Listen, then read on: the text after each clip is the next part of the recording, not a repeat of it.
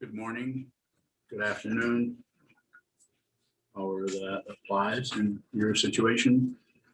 This morning, the Dharma talk is titled, what is the title?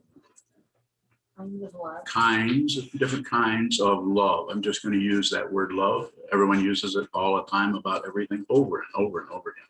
Use that. So there's you all know the obvious. I love this, I love that. I certainly don't love that. I love her, but I don't love him.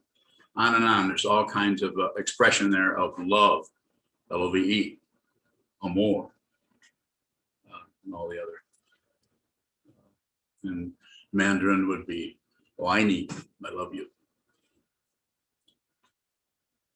I think I got that right. Did I do okay, Joyce? And you don't really say that to Asian casually. That's not used casually because it's kind of embarrassing for different cultures. And the word in that, to go a little further, the word that we've learned is if you compliment, and in that various cultures, if you compliment someone, they will say, oh, Nali, I'm not. Isn't that it? Is that right? Joyce, is that right? I'm sorry, my mind slipped. Oh, okay. Well, we're on the same frequency then. Thank you.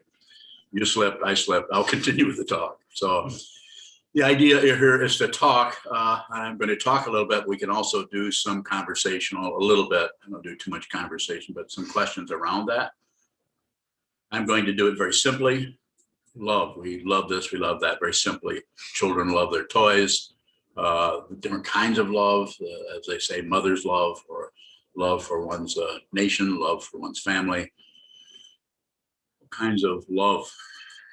And it tends to go as it goes more deeply or more extensively, or in an open and less confined and specified way. It becomes, there's less and less and less demand on any response. Like, well, I love you too. I love you. Well, do you love me? So kind of a transactional situation that, here again, it's situations. Some situations need that kind of tit for tat kind of situation or response. I love you. I love you. I love you. I love you too. And I highly recommend it.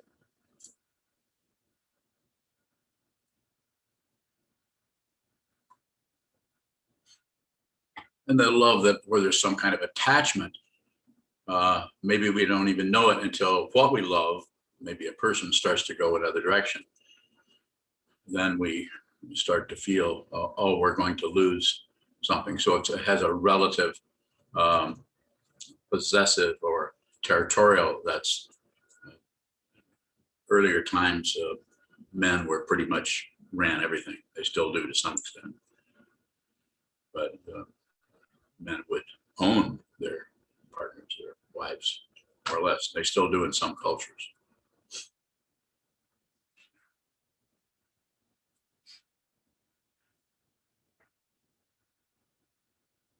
So the idea here, as the way I say this often, is not to be someone else or change or don't do this or don't do that. Even though I use that word, I say, don't add.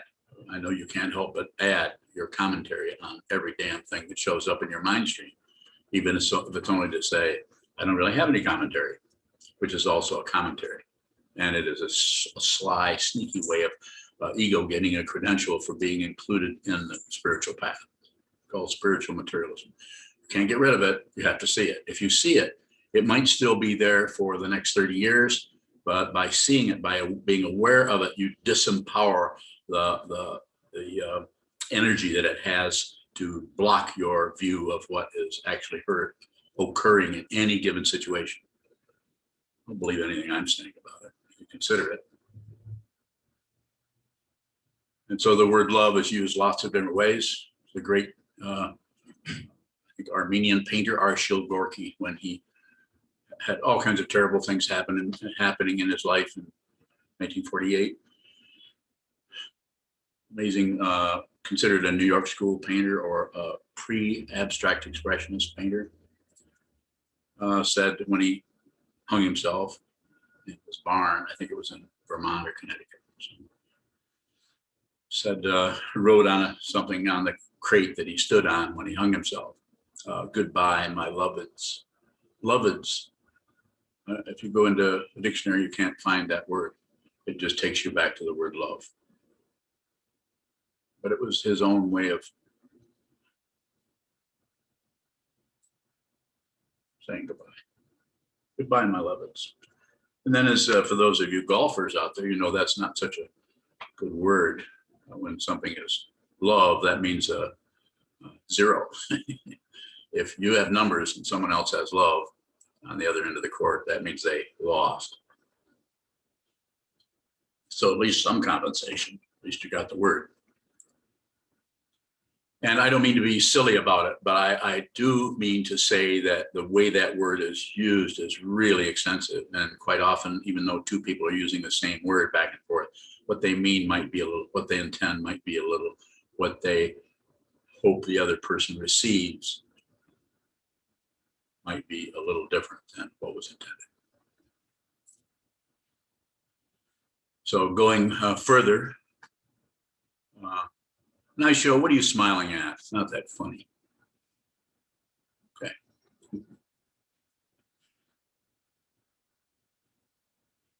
It's all right. You guys can smile. I won't question you. Just nice show. So the other way, the other aspect of this, as we, in terms of spiritual path, in terms of something like compassion, or karuna is this, I think the Sanskrit word for transcendent kind of deep caring, I would say appreciation for the apparent otherness that shows up as the world, our sangha, our community, spiritual or otherwise, our family, some kind of deep caring. But then what tends to show up when this arises, and it's not, it has an emotional dimension to it, and sometimes that is very deep, and sometimes not. Sometimes it could even run more on somewhat of an intellectual track, depending on the person. So going from all kinds of attachment, the child demanding, which we have a good example here. Rumi has great compassion for himself, but he's 2.5. So, but he has to start somewhere. But he's very, very demanding about stuff we've all noticed. I think his parents haven't noticed so much, but the rest of us have. So that kind of demand for something, somewhere. We need that. I've got to have that. I need that. I need my truck. I need my toy truck. Don't take that away from me. It's an odd kind of thing that arises when someone is very young, that craving or intense grasping at otherness, some kind of otherness, different for everyone. Some of you, if you have children, will notice that if you have several children, you get the experience of looking daily at someone who's very, very young, seem to have different kind of, a lot of contrast between the way one very young individual works with grasping or rejecting or shutting down and others. Dependently arisen. It has no source just because someone is born. That's from the expansive, from the ultimate point of view, which is no point of view, it's hardly even an occurrence. That's something we impute to it when you were born, your birthday. Happy birthday. Thank you. Happy birthday to you.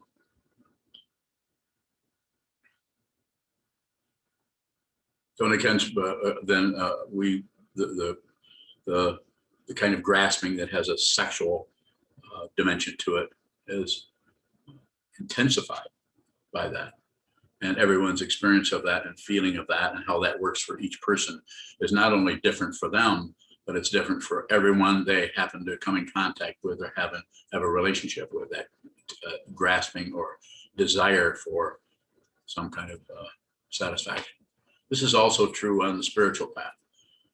A great, profound intention to clarify one's mind, the love of knowledge, the love of Vasubandhu, studying the fundamental structure, conceptual structure underlying the discovery of the Siddhartha Gautama, the Buddha. This was a discovery. He understood it. He began to teach. And down through the centuries, various other lineage holders and teachers have looked at what he said, understood it through their own mind stream, understood deeply what that grasping or that compassion or that desire for a realization, how that showed up for them. And that realization that is desired and that desiring for that realization are not only are they not separate, it is not an emotion necessarily. And the other thing that you may not understand, but you may understand eventually is that does not belong to anyone. There's no ownership in those. Really isn't any ownership in the fundamental grasping of a 2-year-old. There's no ownership there. It's not just not been realized yet. The separation is imputed. The culture puts upon people, don't do this, don't do that, don't touch that, mind your mother. Those kind of things, those kind of social, cultural structures can be helpful, but they're really only fundamentally helpful if there's a great understanding that there isn't any otherness. If you don't do this, if you don't understand this, you'll continue not only to blame and to credit, but to believe that your blaming is correct and your crediting is correct. Whereas one who sees what this is may still blame, because dependent origination cannot be gotten rid of. It needs to be seen. It needs to be seen. You need to see it. Well, I'm not saying you need to. Do whatever you want. I'm not trying to take over your intention in your life. So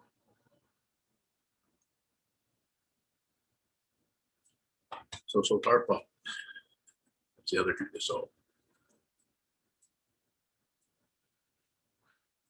So a deeper, more spiritual form of love or compassion or deep appreciation or caring has less emotional dynamic in one sense, but then in another sense, it can be overwhelmingly emotional so that you can't even stand up.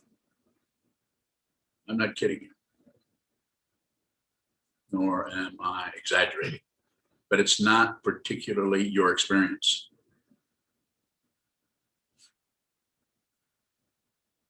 And then to go a little further with a little bit more conventional understanding, in a sense, is that complete, thorough love or appreciation for other, even if it's a personal relationship between you and your mate, your spouse, has no demand, for a response. It's just appreciation.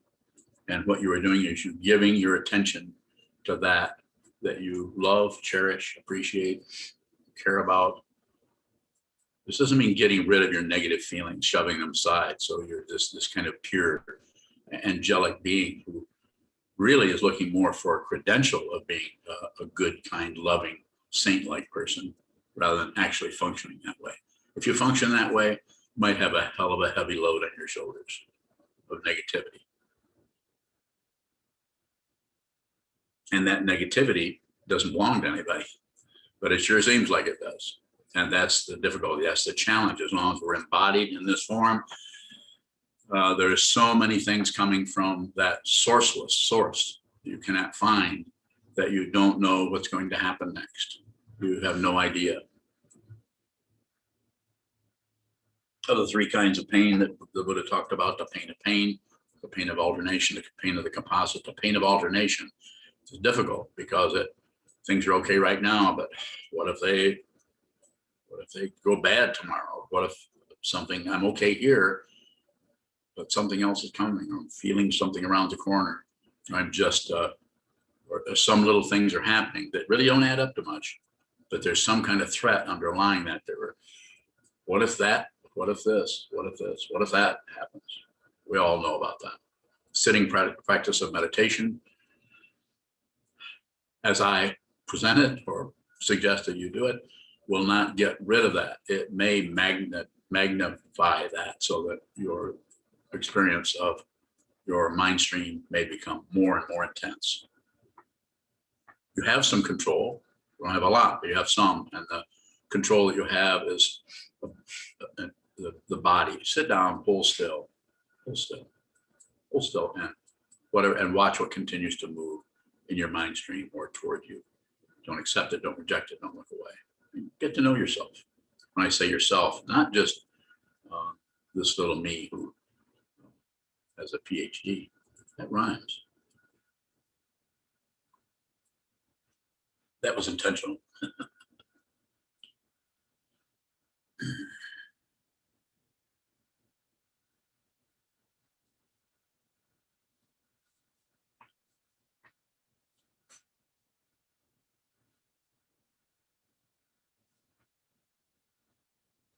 Shoka.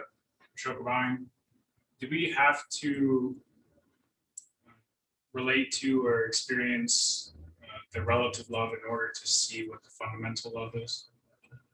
I think it's probably inevitable for that to happen. And different with each person.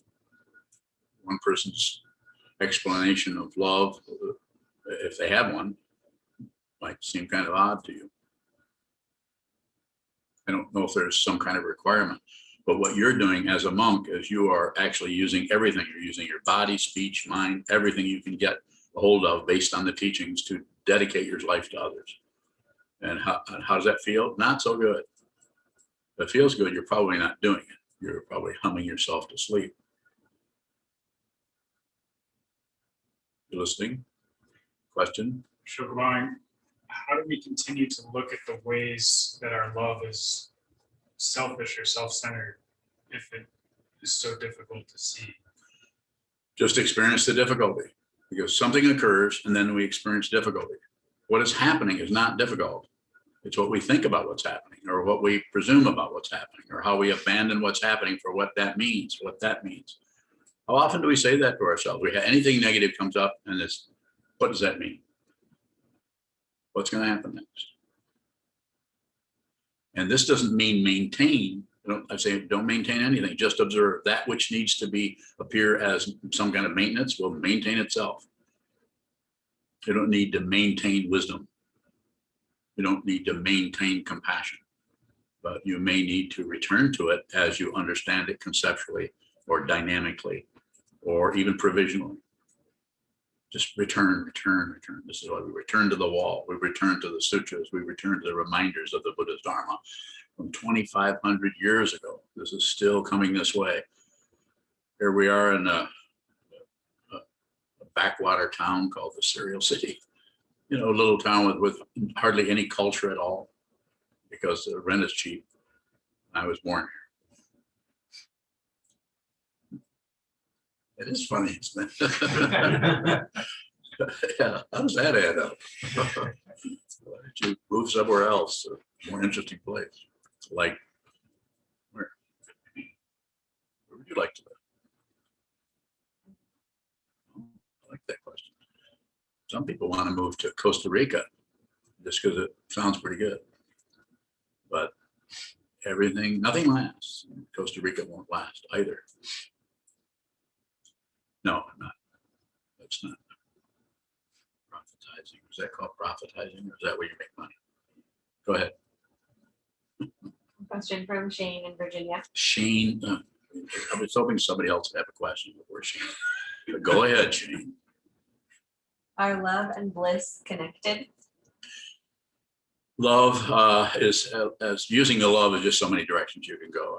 If you went into compassion or a fundamental deep concern for others without them knowing about it, you don't get a credential for this, but a deep concern of how others are. And you won't have a feeling like, oh, I care so much about others. It's not what I'm talking about. And the idea of bliss, if you're using it in the way bliss is used in the Buddhist teachings, it is not an emotion particularly. It is a fundamental understanding of what this is. Not an emotion, does not need to be maintained. And once it is seen, it doesn't go anywhere, no matter how you feel. I sometimes say, I don't care how you feel. Of course I care, deeply how you feel. I don't want you to suffer. I don't want to suffer. I don't want you to suffer. And I am endeavoring with your permission to help you see what the root of that is based on what I've understood from my teachers and from the Buddhist teachers down through the centuries, including the Buddha. So there's some relationship there, but it's not one to be tracked down and to lead to further kind of little pamphlets on the nature of bliss and love. Specific questions about are good, so I'm not making light of Shane's questions. Good question. Further questions since we're in that area here in the Zendo. Mundo. Bowing, what is the difference between desire and love, especially in regards to our practice? Bowing. Well, they're differentiated, and our experience of it is different, but they're fundamentally not different.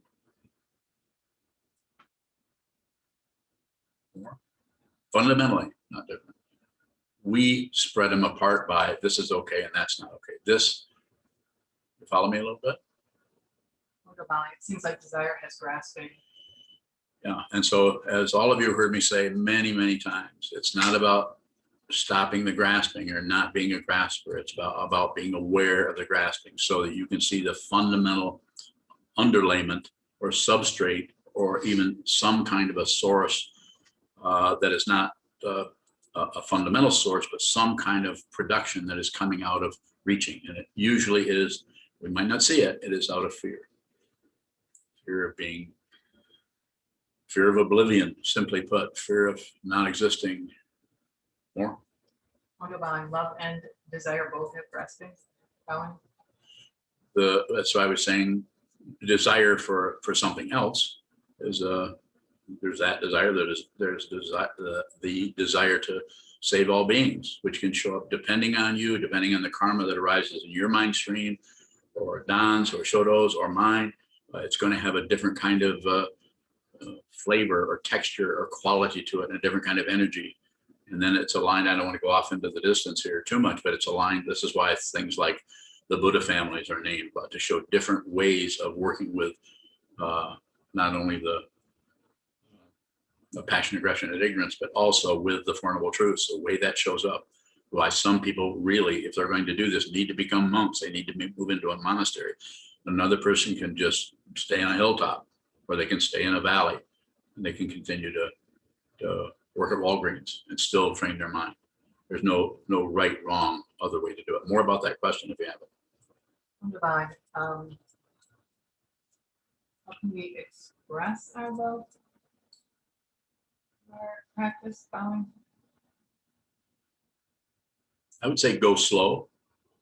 And don't, this applies here, don't do anything unless you have to. And always look at the intention that's happening there. What kind of intention is, what kind of, if it's an expression, what kind of saying, or what kind of gesture, or what kind of you're receiving, and then you're expressing or making some kind of a gesture. And it would be different with each. There's no like, as far as I know, there's no, we'll do it this way, do it that way. This is why we say over and over again with the chanting of sutras and with our personal practice, we're returning to the 16 precepts, which give us a conceptual and even somewhat metaphorical construct for how to continually to move ourselves, return to the Buddha, return to the Dharma, return to the Sangha, return to the teacher, return to the intention to be with all things. Being with all things starts not with just being okay with a car wreck or with the things burning in the oven so much. So it could have some import there as far as how your mind is handling things that come out of nowhere and startle us. But it is more about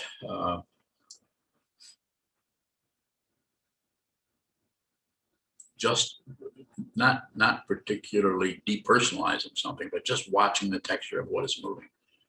And watch if you reach for it, or if you push it away, or if you grasp at it, and just watch that. It's about observing the quality of that and looking at the intention. This is why we have these vows, so you can have an intention that you can return to. Because if you just think, well, I'm going to try to help others. I'm going into nursing. I'm going to be a doctor. I'm going to be a therapist.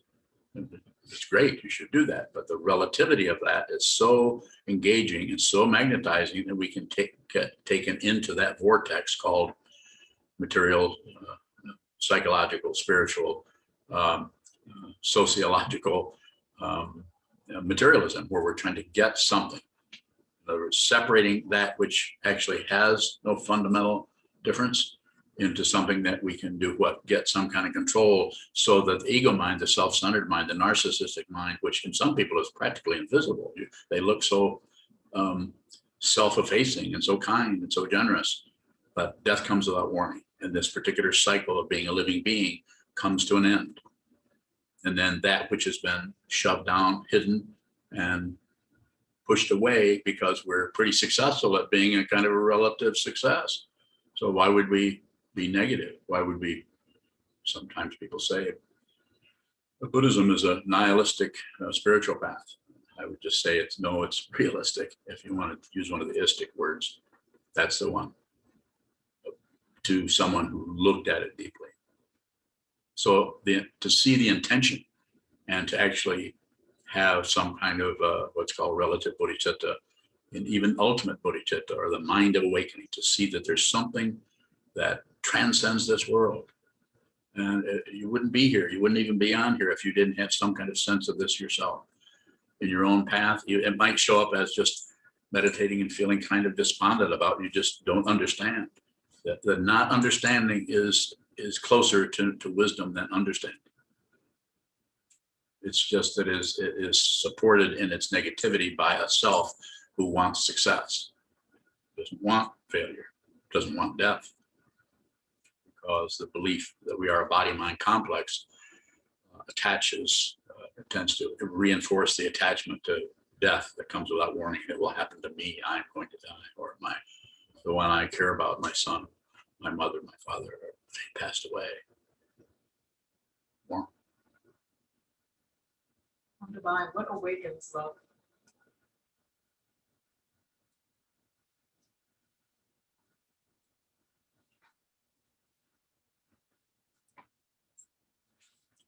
Well, in the transcendent sense of a love that completely accepts, you could say accepts, or doesn't, no demand, just a complete, it's not even particularly an expression. It has a mutuality where you can't find the subject and object there. And the way I would talk about that, I'm sure there are others who might say it, words, but I feel with me it was meeting the teacher. But without the teacher, there's just the teachings, and I don't mean to minimize the teachings. Read the 30 verses of Vasubandhu a couple hundred times, maybe 500. I think 1,000 might be overdoing it, but 500 wouldn't be bad. And contemplate it. Realize that this is an understanding of what the Buddha taught in 30 verses that someone in the 4th century wrote down, and who was brilliant, was a spiritual genius of the first order, if there is such a thing as orders. Astonishing. You can't read it 20 times and even understand what it means.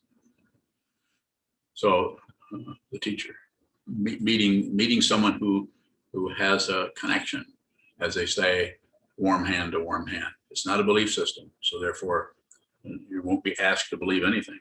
I'm not saying that there aren't orders and organizations and traditions that don't work with this in a different way. They could work with this in a way of being more similar to some kind of worshiping of the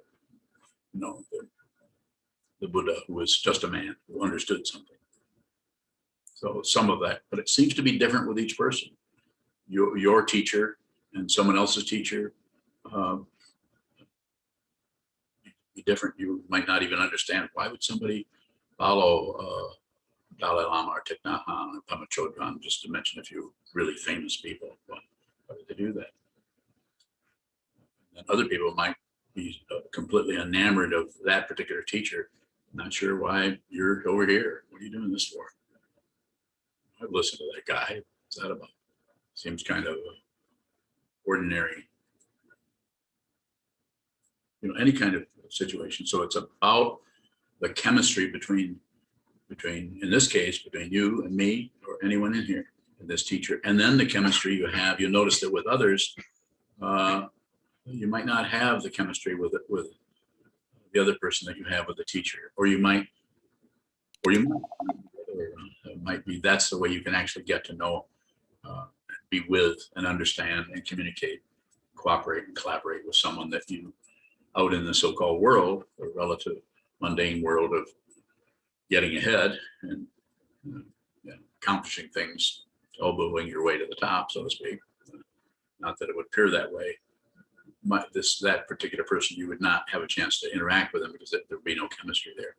Whereas in the Sangha, you actually meet people that you met thousands of years ago. Here we are again, doing this again. I'm not kidding you. And I'm also not asking you to believe anything I say. So don't believe it. You consider it a little bit. You reflect on it or not. Questions out in the Zoom? Kevin, go ahead. When you describe this kind of chemistry that arises, it seems that the resulting love is dependently arisen. Can you talk about how dependently arisen love is related to sort of self-existing love, like loving kindness, bowing? I can. Certainly can. We have to start somewhere. So we start, and the way I recommend that you start is sit down and look at the wall and look at your own self-hatred or hatred of others or difficulty that you're trying to overcome in the relative way and to get rid of it or stop it. Most people without a true spiritual path are trying to get better, improve. I don't teach that. I'm not saying you couldn't have a therapist and try to get better and get away from certain kinds of issues or problems that you're having. That would be okay to do that, but it's not a spiritual path, and it may last for a while. You may have success. So what I would say in response to your questions, we have to start somewhere. So we start with the particular jigsaw puzzle that is our mind, and we look at it, and you see that you can't put that together. It doesn't have that kind of a structure to it. It has a structure that has the illusion of the possibility of completeness, and that is spiritual materialism. So it's the example I sometimes use. It's like standing on a railroad track. Don't stay there very long because they still have trains. And looking down, and the illusion is that the tracks come together of success. Here's the two things that you're working with, and then there's success. Well, they never come together. That's the very nature of a relative truth. It just goes on and on and on, and it's why it's circular. It looks like getting better, getting better, getting worse, getting better, night and day, up and down, back and forth. It is, we're just transients in that sense.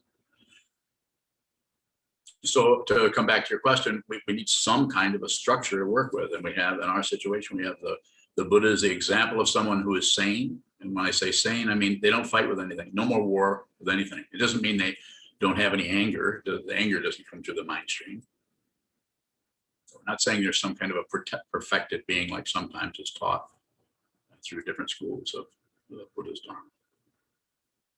Just not taught here. Further, Kevin? Kevin bowing.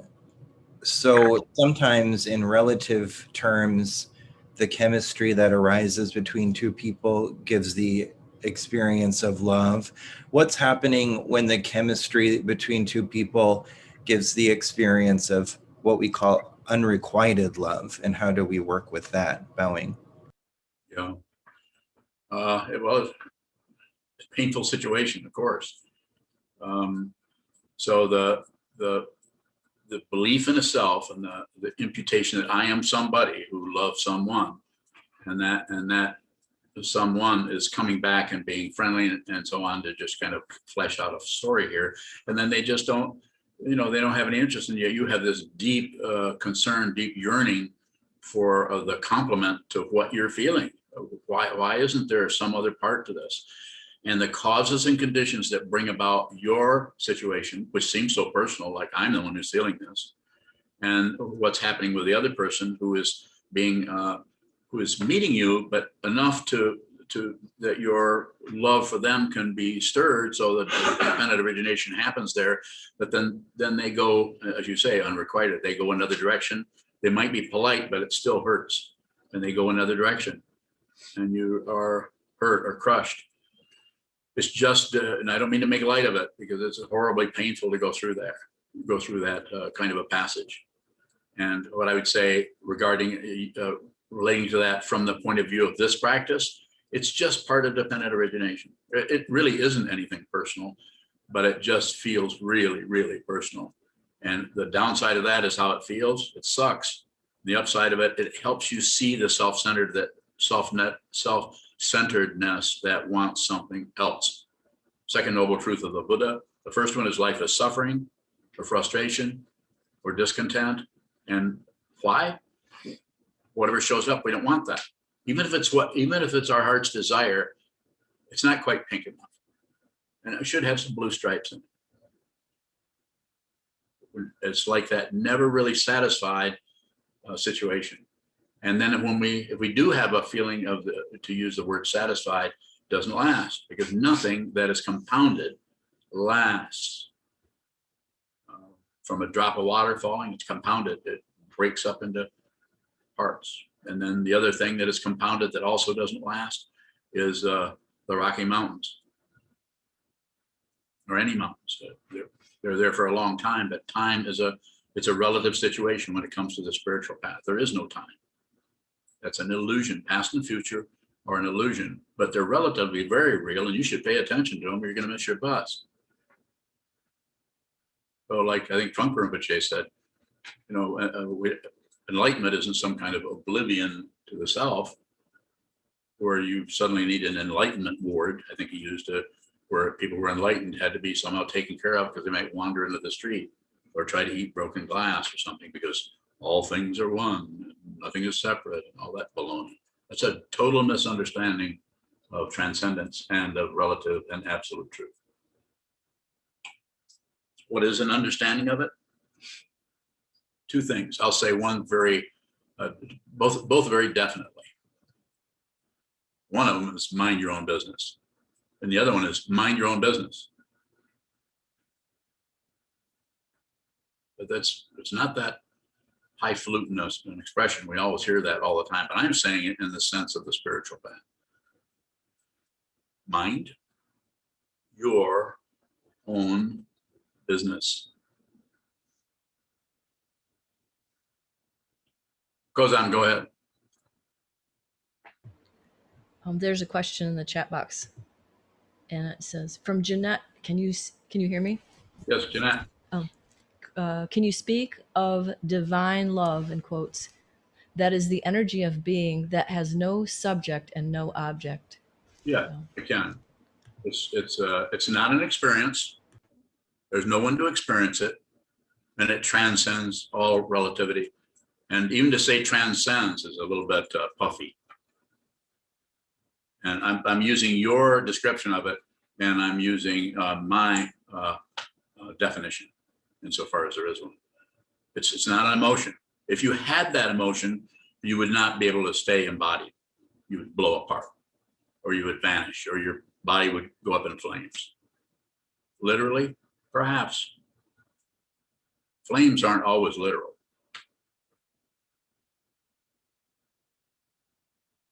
Anything more, Jeanette? She might have a trailer. Is this the Jeanette I'm thinking it is?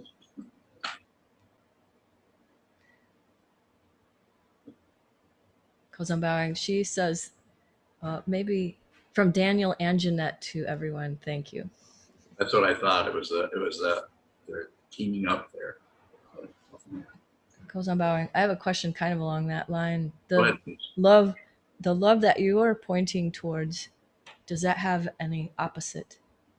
No, it does insofar as I can point to it. So anything you talk about will be more than delighted to move into relative truth so you can make a commentary. but it has no existence there. It doesn't fundamentally exist. If it exists, then it's going down. It's going to go away.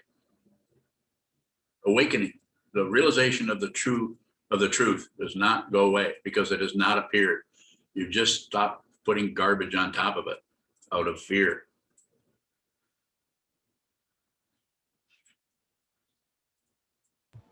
Goes on bowing. Oh. The If you- Trumpa uses the term basic goodness sometimes, Yes. and you refer to that. How does that relate to love? So my understanding of that, it's just a way to relate to the fundamental nature of consciousness. It doesn't have any preferences. Fundamental nature. It's just the other word he used was authentic presence. It's just here. The other one that I use and he used too is just pure appearance. There's no agenda, there's no past, there's no future. It just disappears. It appears. It's like a dream, like a brick wall in a dream and a brick wall in your waking state. Not separate. They look like it. It's called ordinary magic. That's another one of his phrases. He was very good at, even though this was a new language for him. He was very, very good at using it. More about that? Go on. Goes on bowing. Is awareness all of those things? Awareness is the path.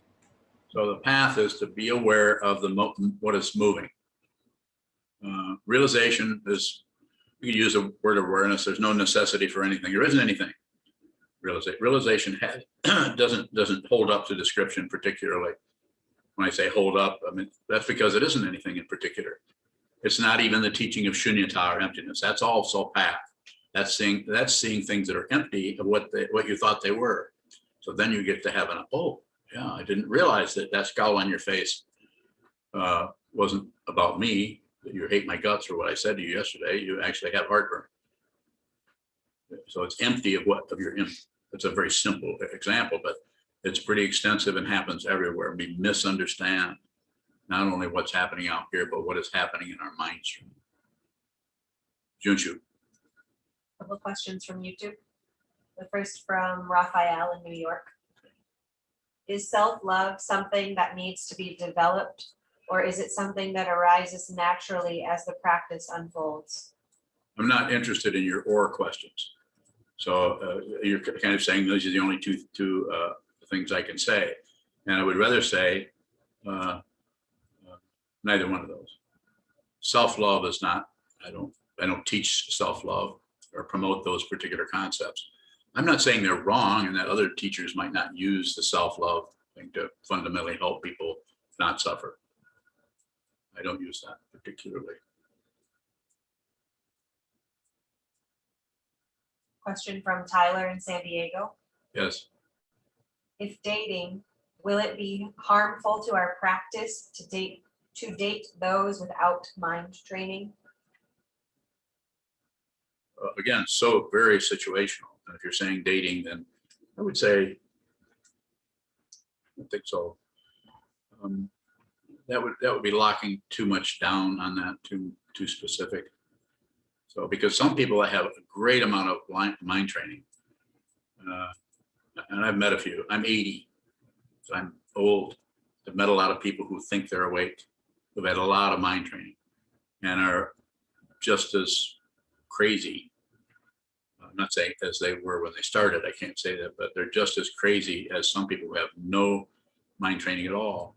And some people have no mind training at all, are incredibly just naturally sane, just naturally. I'm not saying they're realized. They still function with a kind of a self-centeredness, but it's basically kind, basically caring for others in a relative way. Death will still come without warning to those. Death will still might be kind of a shock that, oh, I think who I am is going to go away. And that's the identity with a body-mind complex. That's the basic misunderstanding. But some people with no mind training at all, and quite often people with that don't have any particular difficult issues. They have some, but not any. They're not going to come this direction. You won't be in this area here unless you've had some really difficult challenges in your mind stream. That's what brings you to something other than a therapist, or besides a therapist.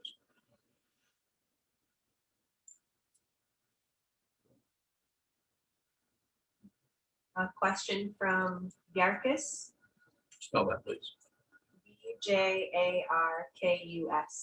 Okay. Why do so many people in the Zen subreddit call Dogen a cult leader, a fraud, and say sitting meditation has never been a part of Zen? I don't get it. Well, everybody's going to think stuff. I mean, people say stuff about me and about Dogen, and you might want to look at who's saying it. And their intention. People are so incredibly insane that they will, in order to, so they feel okay, they will attack others. You see it everywhere. It's in politics. It's in the spiritual, so-called spiritual path. It's all they will attack. They will get their own credential by finger pointing. I probably do some of it too, somewhat. I don't. Maybe. I try not to make fun of others' confusion. Stay away from it. Go ahead, please. Question from Robert in Kalamazoo. Robert Switek. Robert Switek. As I look toward the mutuality of love, the notion of fundamental justice comes up. Is there a relationship that can be received?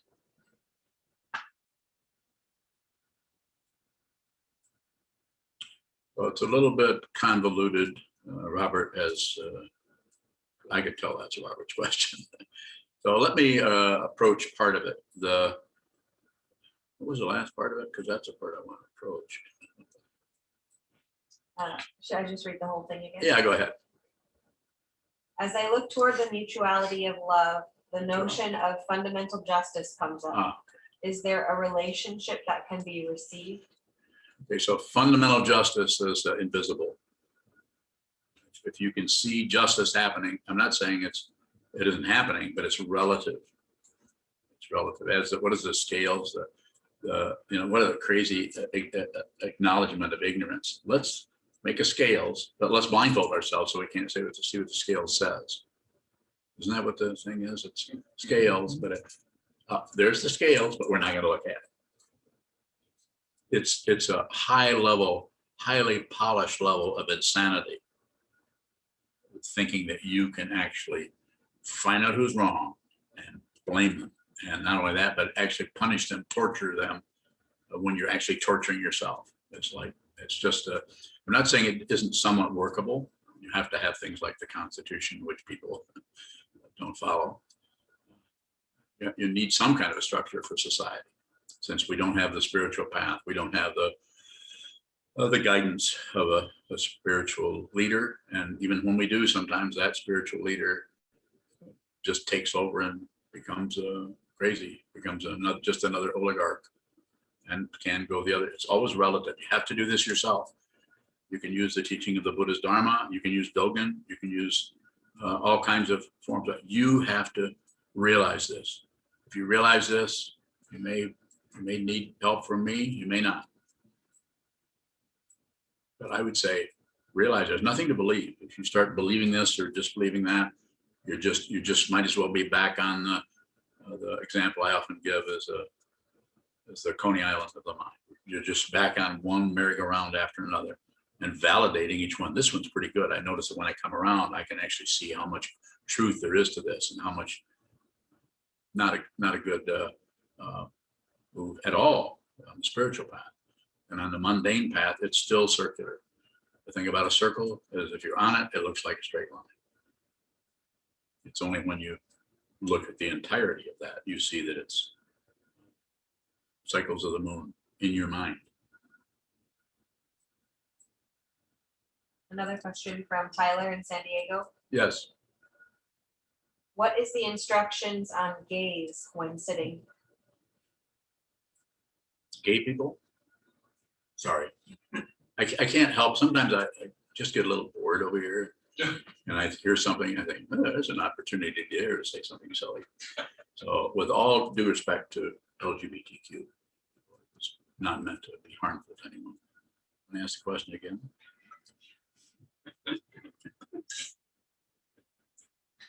What is the instruction on gaze when sitting? Yeah, gaze at the wall. Sit down, gaze at the wall. I think a few people are just now getting that.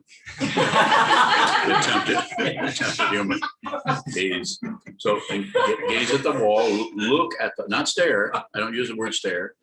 Or I use gaze because a gaze is kind of a casual receiving. When you're gazing at something, you're gazing. You're not doing much other than you're attending to what is showing up in the mind stream through the visual consciousness. You're looking at the wall and you're just gazing. So relax into that. As the story goes, Bodhidharma, who brought the Buddha's Dharma to China from India back in, I think it was in the 7th century. As the story goes, he sat down in front of a wall for 9 years. That's some block sitting, isn't it? 9 years. And it is said that he cut out his eyelids so he wouldn't close his eyes. And all that is telling you don't close your eyes. He didn't actually cut out his eyes. We have different ways of saying this. So look at the wall so you can blink if you have eyelids. So it's not about removing your eyelids so much as sit down and just observe. That's the emphasis there. Just observe at what's coming forward, what's apparently coming to you. Just observe it. And if you can, don't add anything to it. No comment, no interpretation. No comment, no commentary, no elaboration on whatever is moving. And by taking that to heart, so to speak, you'll also notice that you can't quite not do that. But by endeavoring to do that, you'll notice your knee-jerk reaction to cover something up, move it this way. Something arises and I don't like that. That could be aggression, or something arises and we want to distract ourselves into something else. We're looking at the wall, something shows up that doesn't feel so good, and we'll change our gaze on the wall. We'll look at a crack over here or a discontinuity in the shape of the texture of the wall over here. Distraction. There's anything to move us away from something that we don't want, rather than just receive. If it shows up in your mind stream, you have it coming, not you personally, not your ego mind, but the karma that brought you into this world and gave you blue eyes, or a tall stature, or all the other things that are relatively showing up. It's part of that. It's part of that whole situation of passion, aggression, ignorance, grasping, rejecting, shutting down. Just observe. Get to know yourself and see if that is actually a self that you're getting to know.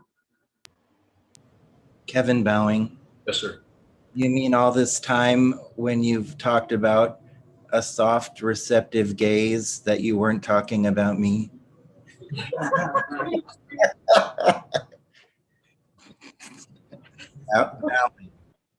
Okay, you win. You got it. That's definitely fine. Yes. Yeah. I think I might have been. Yeah, that's a very sweet and very true comment, my friend. You didn't know that about yourself until people started telling you that, though, did you? Yeah, I'm saying, you're such a sweet, gay guy. Really? Soft, receptive gay. Huh? A soft, receptive gay. Receptive gay, yeah. Yeah, I got it. Well, we're working on that one. Further questions? Yeah. Another question from Robert. Yes, Robert. Zwitek or Walker? Zwitek. What about justice without the notion of time or space?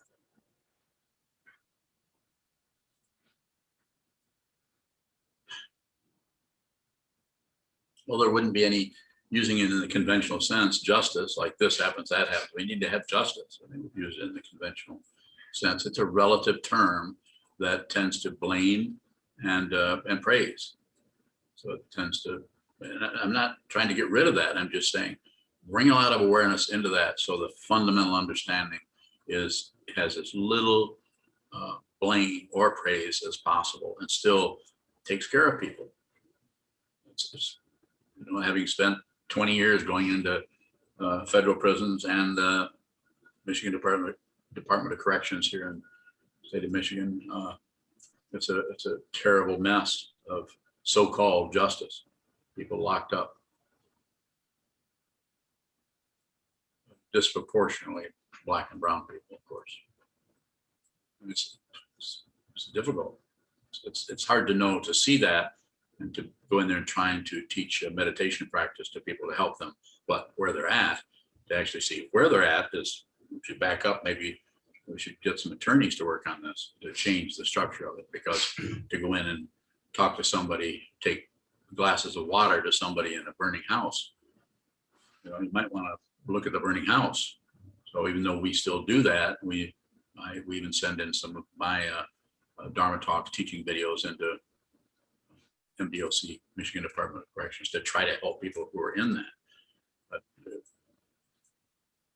it's a big, it's samsara. It's a big, huge, difficult situation. You can't just by voting. It's the circularity of the politics of experience are extremely there. As a what is the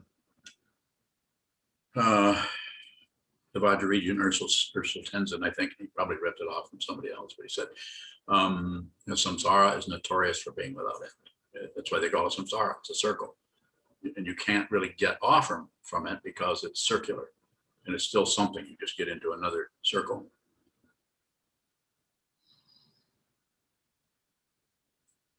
But you can see what it is and see that it is unreal, and therefore the attachment that is coming out of greed, the attachment is coming out of fear, and the attachment of this coming out of some kind of need to fundamentally control or shut something down or fluff something up, shut something off, that begins to lessen. It might not go away because it is illusory, and it does not have to go away. That's why it's so difficult, because you can practice this for 30, 40, 50 years and still be put upon by highly intense negative feelings. And unless you have some deep understanding of what this is, unless you've had some help from a master, I'm making no claims, but I had a couple of them, and were able to show me what this was by pointing to it. My part of it was to look at what they pointed at, not to look elsewhere or make assumptions about what they were pointing at. I'm not going to get rid of anything. Everything is perfect. If you think or feel otherwise, then continue to spin. And when we use the relative term perfect, it has to be understood what's being said there. What's being said fundamentally is it's not separate. Just using a relative term to help you unpack your bags. Shoka. Shokabang, when something is arising or happening and we have a response like this is difficult, what is being covered up or ignored by that kind of a naming of it? It's not much, just to say that you're having a difficult time, say this is difficult, somewhat, but still, it's not something you necessarily need to stop doing. You don't need to stop. When I say don't elaborate, don't.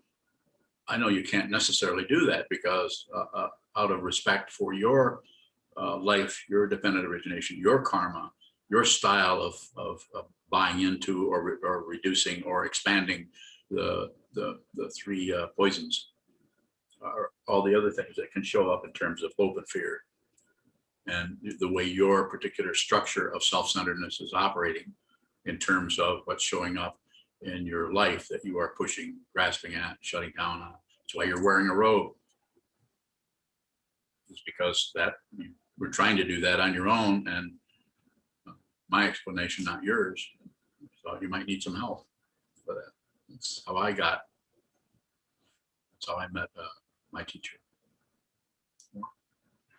Shokabang, something that we're being encouraged to do in the community is to have interviews with each other and to Yeah. interact with one another. Yes. So how do we continue to, what does it mean to receive when there's still that kind of a production going on? Same thing, just receive what the person you're having a face-to-face with, and receive what's rising in your own mind stream without, and no elaborations. Don't turn it into, it's because of them I'm feeling this. I'm feeling this because they're an evil, bad person who might smile and look really nice, but deep down, they're some kind of a demon. And I don't care how many past lives you had with a person, they're past lives. This is right now. Transcend it now. Don't use the past life in the 13th century to validate, justify that just because you murdered each other a few centuries ago. It's a dream. It's like the dream you had. It's like a nightmare. Only this is fundamentally real, and it's suspect. Fundamentally real, suspect.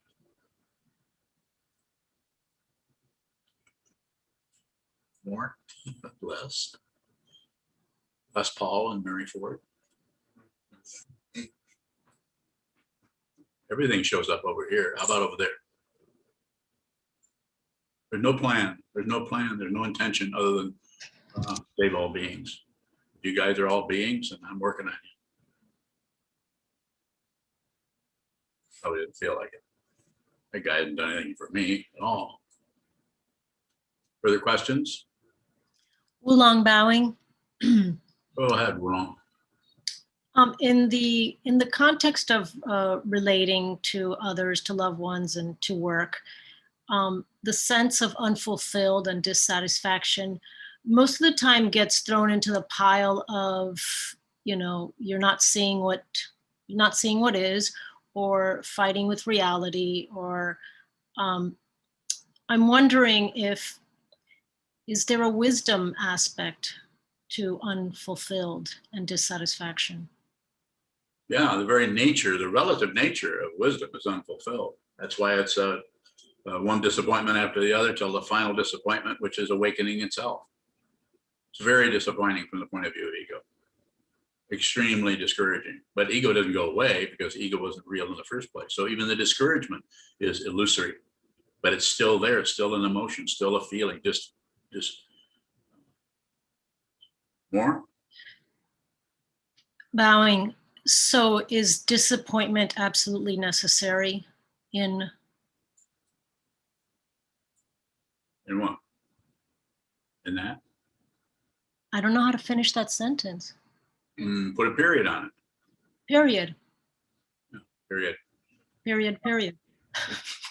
Yeah, period. So it's nothing is absolutely required. So when you say absolutely necessary, I'm taking those pretty literally, and I would say, nah. It's so complicated and varied that we tend to put things together as you're over there, I'm over here, we're in a monastery, and we use the materiality to give us some kind of a container to even do anything at all.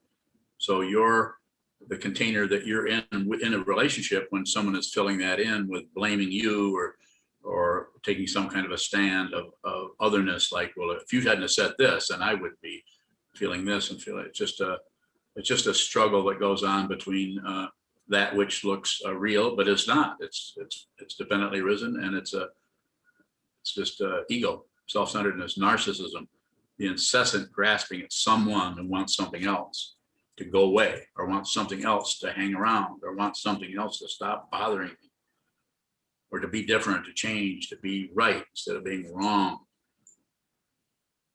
Just receive, just look at it. Don't correct it, don't fix it. Don't take it to the bank, don't do anything with it. Just notice that if anything that shows up, if you do nothing with it, starts to collapse, because the very nature of relative truth is it needs to be pushed to last, or pulled to have any duration, or to be shut down on to be a mountain for 3 million years. It's happening everywhere in the form of occurrences, and it's not happening anywhere in the form of ultimate truth. Wulong bowing. There's a term divine dissatisfaction in, I've heard it in the art realm, that talks about, it refers to the push to go deeper into something rather than just see the dissatisfaction, the lack of. And I'm wondering how to practice that in our relations. Bowing. Watch what moves in your mind stream or what you think is happening, what you think about what people are thinking. If you think about what people are thinking about what you're thinking about what they're thinking, that kind of thing, just watch that. Don't add, subtract, divide if you can help it. But if you do add or subtract or divide or judge, then just observe that. Keep it as simple as possible. And you can do that through the sitting practice of meditation, which allows you to, through a practice, using the whole sensorium, the whole body-mind complex, you sit down and you hold still, sit in a symmetrical position. Don't maintain it, but hold as still as you can without being macho about it. And then watch what moves. And this will, you could say, is just a way of saying it. It's not necessarily happening in the relative sense, but you're training, you're reprioritizing what happens in the consciousness to more receive or observe what's happening rather than produce. Consciousness is able to, ears don't produce a sound, they receive. The nose doesn't produce a fragrance, it receives. And I can go on and on, you already know about the first five.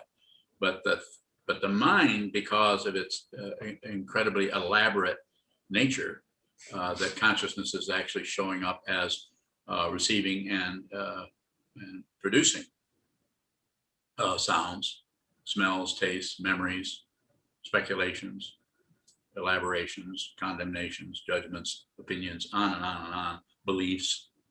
That just observe that. It's like you've moved away from the Coney Island of the mind, the merry-go-rounds, the Ferris wheels, the tilt-a whirls, and all the circularity of that, and away from the phases of the moon into just looking at the entirety of it. And you won't see anything. So it isn't like you'll get some kind of credential for, now I have a bird's eye view. No, not particularly. You won't know that.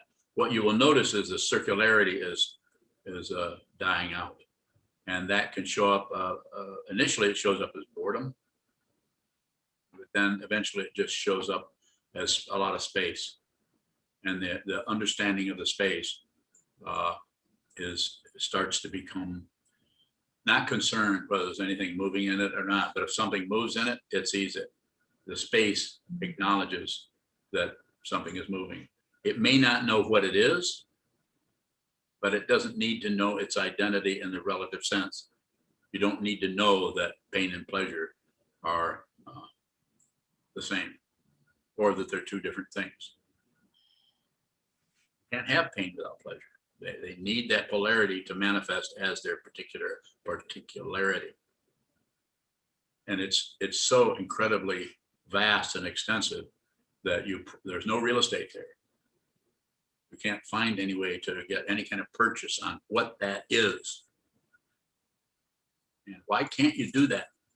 Because it's not out there. It's this. You are that. You are what you're looking for. Probably have heard me say that 15 times. And it won't be a success story. It's not materialism particularly. You could even say wouldn't even live up to common, ordinary speculation about spirituality. You have to have some kind of a name. Is this what the Buddha saw? I don't know. Kind of looks like it. Got an appointment? People are looking at their watches, so. Because I'm bowing. Go ahead, please. Maria's had a question in the chat box for a while. She asks, if divine love does not have any opposite, does it mean that there is nothing but love? Bowing. Well, it's a little corny, but yeah, that's what it is. There isn't anything but that. Even hatred is love. Even a volcano is as cool as can be. Even a Wim Hofer is burning up. You know what a Wim Hofer is. Look it up.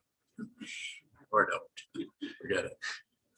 So the polarities, it's the polarities. Isn't it astonishing how magnetized we are by this and that and up and down? And Dogen was full of it, or whatever that was said.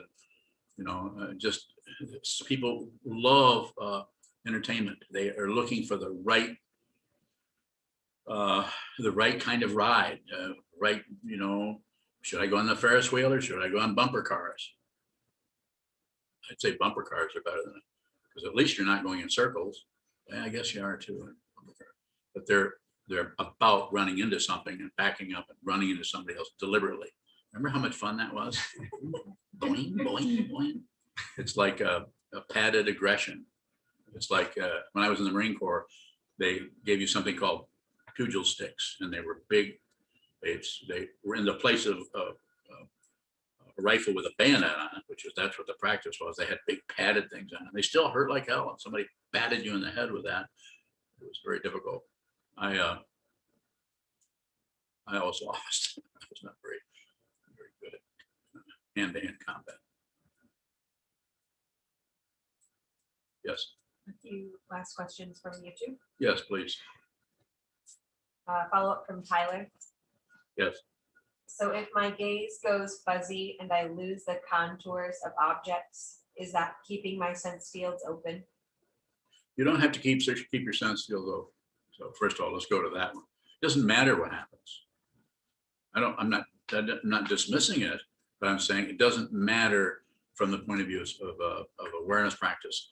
Here's what matters from my perspective. There's a lot of teachings out there, and you can go on YouTube and spend the rest of your life watching teachings instead of practicing. But if you're listening to me, then you might want to try this for a year. Probably a young person. Maybe not. Makes no difference. Sit down, hold still.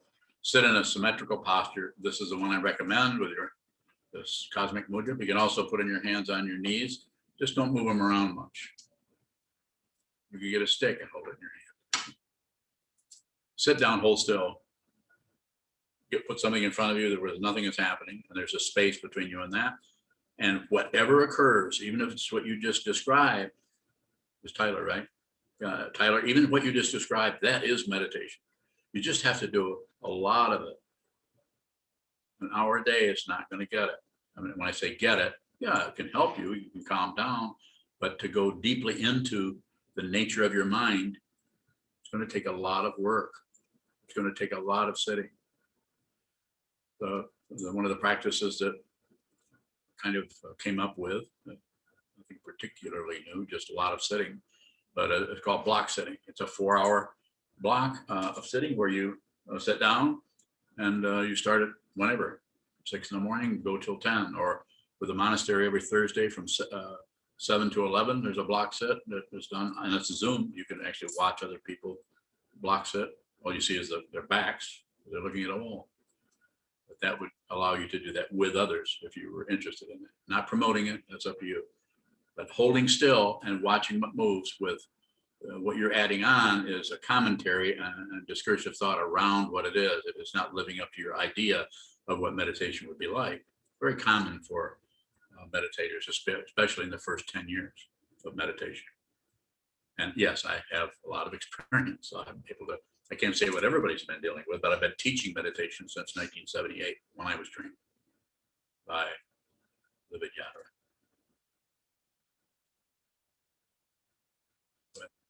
Question from Yarkis again. Yeah. What do you think of self-inquiry? If you're talking about Ramana Maharshi's Atma Vichara, who's thinking, I'm thinking, who am I? It's me, myself, and I. Who is me, myself, and I? That kind of repetitive going into that. I think that's valuable. And I think you could think that would be up to you if you wanted to do self-inquiry. That's other people taught that besides Ramana. So trying to find the identity.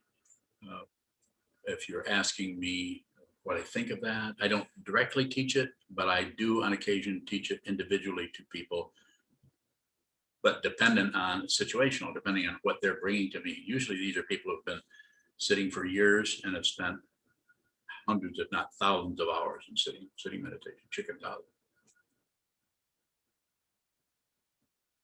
It's very difficult to do that to begin with. And it might even be impossible to do it without a teacher. Ramana Maharshi, who taught that, when he was 18, came in from a ball game of some kind, as I remember the story, fell down on the floor and died to his personal self. Got up and went into a cave for 20 years. No one told him to do anything. He went to Tiruvannamalai, sat there, and then and people fed him, because in that country there's a support for people on a spiritual path, a true spiritual path. A few places that is held up. Probably still the case. Get fed. And that's one of the ways that he would teach, is find out who this is. Who is this? Who speaks? Whose hand is moving? Who is it? Is there someone here? Is there an identity behind all of this thinking, speculating, processing, loving, hating? So that's what I think about. It's very nice. Do a lot of it. Are we at the end of our sojourn?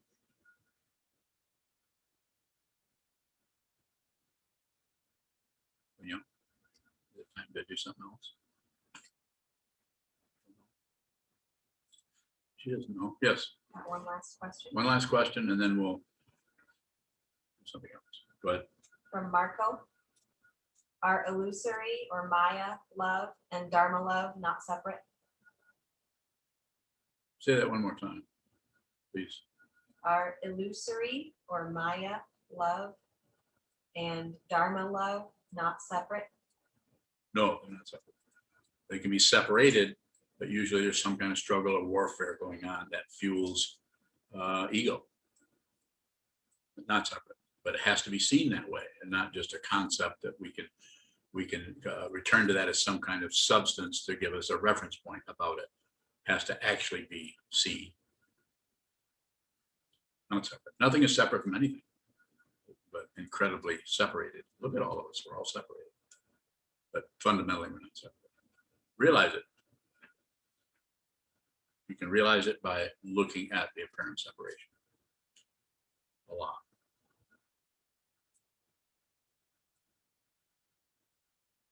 Dedicate to merit. Okay, we'll dedicate the merit for the day. Thank you for coming. Thank you for your questions.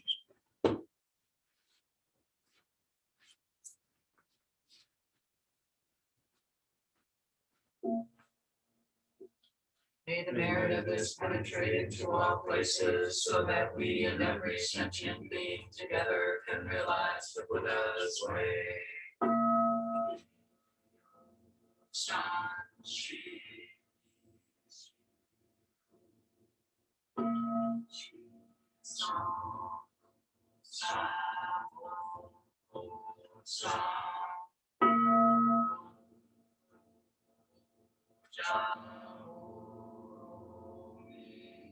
The 10 directions, the 3 worlds, all Buddhas, all Venerable Ones, Bodhisattvas, Mahasattvas, the great Prajna, Paramita.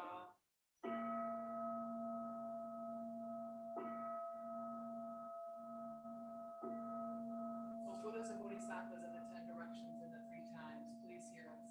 Please come down out of the light and protect Sokukoji Buddhist Temple Monastery, our Sangha, families, friends, and visitors.